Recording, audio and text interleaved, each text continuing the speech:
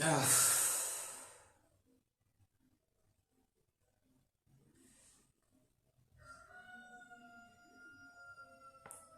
godoon haadha hiyyeessaa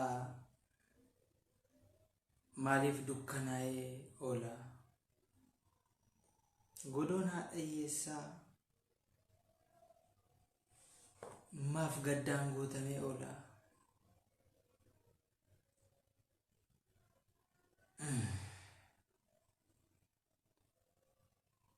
Ayyaanni keenyaan hundi walitti deema,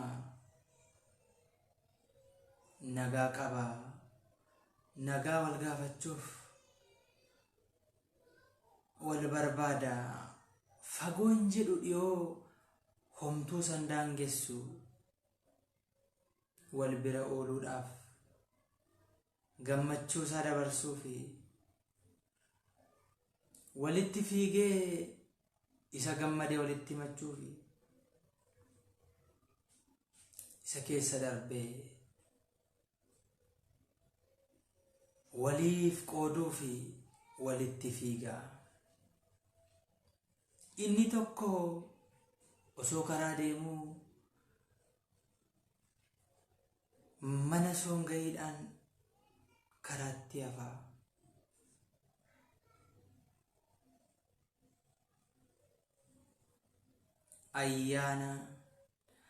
Ayyaanaan godoon haadha hiyyeessaa garuu dukkanaa'ee oola.